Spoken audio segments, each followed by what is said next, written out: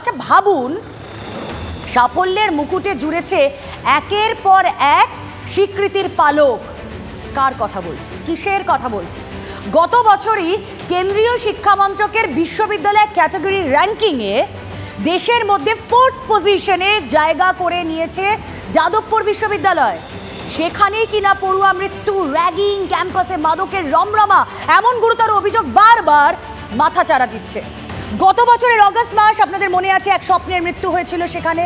তা নিয়ে আমরা দেখেছিলাম রাজ্য রাজনীতির তোলপাড় হয়। আবারও একই ঘটনা। আর বিশ্ববিদ্যালয় সেখানে কি বলছে? বিশ্ববিদ্যালয় কর্তৃপক্ষ বলছে তারা নাকি হেল্পলেস, অসহায়, তারা জানেই না পরিস্থিতি কিভাবে মোকাবিলা করবে। কেন? পরিস্থিতি হাতের বাইরে বেরিয়ে যায় কিভাবে? দৃষ্টিহীন এক ছাত্রীর অস্বাভাবিক মৃত্যুতে ঘটনার ঘন ঘটা। মৃতার পরিবার সরাসরি অভিযোগের আঙুল তুলেছে, যার দিকে সেই পড়ুয়া এক্সক্লুসিভলি TV9 বাংলার সঙ্গে কথা বলেন। TV9 বাংলাকে কি বলেছেন সুরজ ঝা, শুনুন আগে।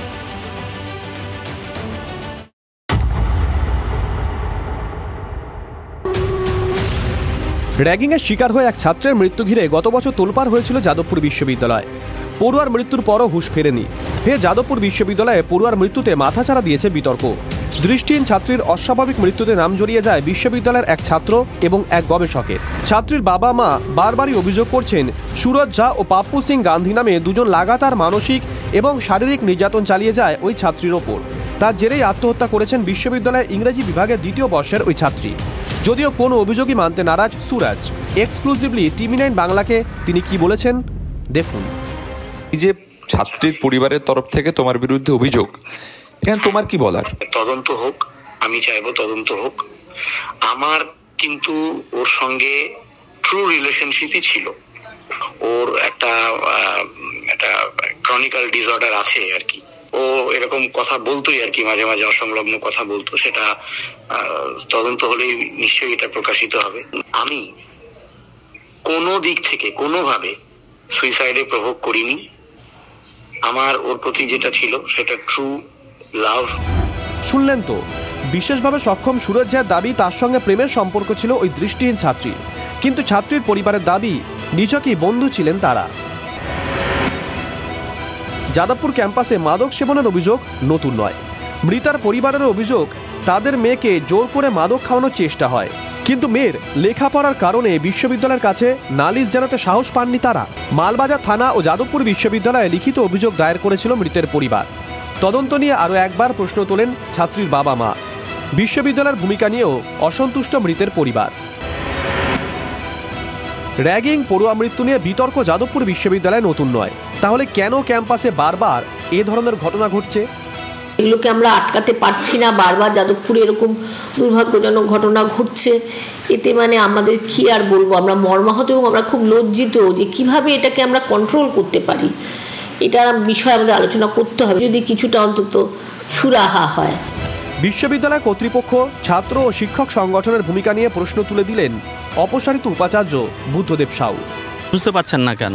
তার আগে তো বুঝতে পেরে গিয়েছিলেন যে ইন্টারনাল কমিটি তৈরি করে অ্যান্টি র্যাগিং স্কোয়াডকে বাদ দিয়ে। আমারও মনে হয় যে এটাও হচ্ছে কি র্যাগিংয়ের মধ্যে অ্যান্টি র্যাগিং স্কোয়াডেই পাঠানো উচিত। কি করছে অ্যান্টি র্যাগিং স্কোয়াড ও কমিটি? প্রশ্ন তোলেন বুদ্ধদেব সাউ। তো অ্যান্টি র্যাগিং কমিটিও তো অনেক বাড়িয়ে দেওয়া হয়েছে, তো এরপরে এটাকে করতে পারা উচিত ছিল। এইগুলো খুব একটা বিচ্ছিন্ন ঘটনা বলে আমি মনে করি না। এটা দরকার, সেটা হচ্ছে কি একটা কন্টিনিউয়াস মনিটরিং এবং সত্যিকারের সদিচ্ছা। ছাত্রী মৃত্যুর ঘটনায় মঙ্গলের পর বুধবারও বৈঠকে বসে যাদবপুর বিশ্ববিদ্যালয় কর্তৃপক্ষ। মৃতের পরিবারের দাবি সুরজ ও পাপ্পুকে জিজ্ঞাসাবাদ করা হোক। তারা নিশ্চিত তাহলেই সঠিক তথ্য সামনে আসবে। সুমন মহাপাত্র ও রনি চৌধুরীর রিপোর্ট, TV9 বাংলা। এই যাদবপুর বিশ্ববিদ্যালয় তো পথ দেখায়, তাই জেলার বিভিন্ন প্রান্ত থেকে স্বপ্নের পথ বেয়ে পড়ুয়ারা আসেন এই যাদবপুর বিশ্ববিদ্যালয় ক্যাম্পাসে অনেক অনেক স্বপ্ন নিয়ে। আর এই মেয়েটির প্রতিবেশীরা তারা বলছে মেয়েটিকে চোখের সামনে দেখে গর্ব হতো, তাকে দেখে গর্ব হতো প্রতিবেশীদের। পাড়ার মেয়ে সুদূর কলকাতায় একা থেকে যাদবপুর বিশ্ববিদ্যালয়ের মতো একটা খ্যাতনামা প্রতিষ্ঠানে লেখাপড়া করছে, গর্ব হবে না? কিন্তু এ যেন মোহভঙ্গ। জলপাইগুড়ির মালবাজারের মৃত ছাত্রীর প্রতিবেশীরা তাদের ছেলে মেয়েকে যাদবপুরে পড়াতে এখন দুবার ভাববে। জলপাইগুড়ির মালবাজার থেকে যাদবপুর বিশ্ববিদ্যালয়, ইংরেজি নিয়ে লেখাপড়া করছেন পাড়ার মেয়ে। মেধাবী ছাত্রীকে দেখে উদ্বুদ্ধ হয়েছিলেন প্রতিবেশীরা। সেই ছাত্রীর এই মর্মান্তিক পরিণতি দেখে হতভম্ব এলাকাবাসী। গত বছর র্যাগিংয়ের শিকার হয়ে নদিয়ার এক ছাত্র মৃত্যুকে ঘিরে তোলপাড় হয়েছে যাদবপুর। র্যাগিংয়ের নামে ভয়ঙ্কর নির্যাতনের কথা জেনে শিউরে উঠেছিল বাংলা। কয়েক মাস গড়াতে না গড়াতেই ফের যাদবপুরের পড়ুয়ার অস্বাভাবিক মৃত্যু। যাদবপুর বিশ্ববিদ্যালয় এখন প্রতিবেশীদের কাছে আতঙ্কের। তো এখন কি বলবো, আমাদের বাচ্চা কাছে আমাদেরই ভয় লাগছে যে যাদবপুরে পড়াশোনা করাবো মানে শেষ করে ফেলবে, এই চিন্তাটা এখন আমাদের মাথায় ঢুকে গেছে। এই যে একটা মানে অন্ধ মেয়ের এত বড় ঘটনা ঘটলো, এরা কি ওখানে কেউ কি নেই নাকি যে দেখার মতন বা কেউ একটা গার্ড করার মতন? যাদবপুরে তো একের পর এক ঘটনা হয়ে যাচ্ছে। আমাদের বলার ভাষা নেই, বললাম না যে আমাদের বলার ভাষা নেই। এত বড় একটা প্রতিষ্ঠানে এইরকম নোংরামি, এরকম নোংরি, এটা তো ভাবা যায়। খুবই চিন্তিত। এদিককার ছেলেপেলেরা এখন যাদবপুরে পড়তে যাবে কিনা, এটাই হচ্ছে সবার প্রশ্ন একটাই, যে না যাদবপুরের মতন যেখানে এই এত নোংরামি, এখানে আমাদের ছেলেপেলেদের পড়াতে পাঠানোর কোনো। শুধু মৃত ছাত্রীর পরিবারই নয়, পাড়া প্রতিবেশীও চাইছেন সত্যিটা সামনে আসুক, তাদের পাড়ার মেয়ে বিচার পাক। ধূপগুড়ি থেকে রনি চৌধুরীর রিপোর্ট, TV9 বাংলা। দেখুন, আমরা প্রত্যেকেই জানি যে এই সমাজের দুটো স্তম্ভ, একদিকে স্বাস্থ্য, একদিকে শিক্ষা। কিন্তু শিক্ষাঙ্গনে কি চলছে বলুন তো? নরেন্দ্রপুর কাণ্ডই দেখুন না, হাইকোর্টের কড়া নির্দেশ, কিন্তু তারপরেও স্কুলে হামলার ঘটনায় এখনো অধরা মূল অভিযুক্তরা। কিন্তু কেন গ্রেপ্তার করা যাচ্ছে না মূল অভিযুক্তদের? হামলার ঘটনায় সরাসরি অভিযুক্ত স্কুলের প্রধান শিক্ষক এবং শাসক দলের স্থানীয় দুই নেতার খোঁজ নেই। শাসক দলের নেতা বলেই পুলিশের এত গড়িমসি। শিক্ষক পেটানোর ঘটনায় অভিযুক্তের বাড়িতে পৌঁছে যাই আমরা, TV9 বাংলা।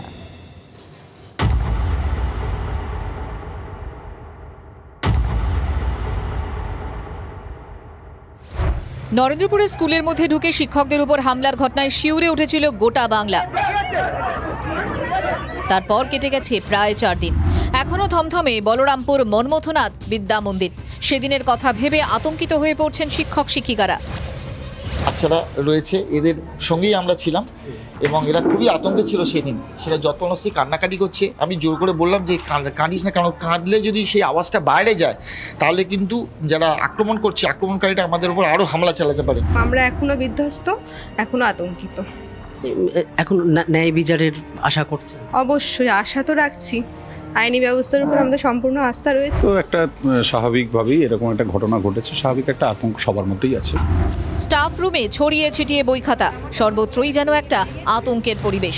তার মধ্যেও স্কুল করছেন শিক্ষক থেকে পড়ুয়ারা। হাইকোর্টের নির্দেশের পরও এখনও অধরা স্কুলের প্রধান শিক্ষক সহ মূল অভিযুক্তরা। স্কুলের পঠন পাঠন পরিবেশ নিয়ে 2008 সালেও বিক্ষোভ হয়েছিল এই স্কুলে। তখনও প্রধান শিক্ষকের বিরুদ্ধে সরব হয়েছিলেন বিক্ষোভকারীরা। স্কুলে থেকে আমরা যে রুমটায় দেখাচ্ছি, যে সেই 13 নম্বর রুম, যেখানে মাস্টারমশাইরা জানাচ্ছেন সেদিনের সেই বিভৎস অভিজ্ঞতার কথা। কিন্তু 2008 থেকে 2024 একই হেডমাস্টারমশাই, তিনি কিভাবে স্কুলে দাঁড়িয়ে থেকে এমন ব্যবহার করতে পারেন? ম্যানেজিং কমিটির সদস্য তারা বলেছেন যে তাদেরকে এরকম বলা হতো, বিভিন্ন মামলায় কথা বলা হতো, যাতে তাদের উদ্দেশ্যে তারাই বলেছে যে এরকম। আমি তো ম্যানেজিং কমিটির সদস্য নই, কিন্তু যারা সদস্য তারা বলেছে তাদেরকে এইভাবে বিভিন্নভাবে ভয় দেখানো। শিক্ষক পেটানোর ঘটনায় FIR এর তালিকা দীর্ঘ হলেও 3 জনের নাম নিয়েই বেশি কথা উঠছে। আলোক নাড়ু, আকবর আলী খান, প্রধান শিক্ষক সৈয়দ ইমতিয়াজ আহমেদ। প্রধান শিক্ষক সাসপেন্ড হয়েছেন। ঘটনার পর থেকে গা ঢাকা দিয়েছেন তিনি। সৈয়দ ইমতিয়াজ আহমেদ বলরামপুর MN বিদ্যা মন্দিরের যিনি প্রধান শিক্ষক, যিনি এই মুহূর্তে এলাকাতেই নেই। পুলিশের তরফ থেকেও খোঁজ করার চেষ্টা করা হয়েছে, কিন্তু তাকে এলাকাতে এখনও পর্যন্ত খুঁজে পায়নি।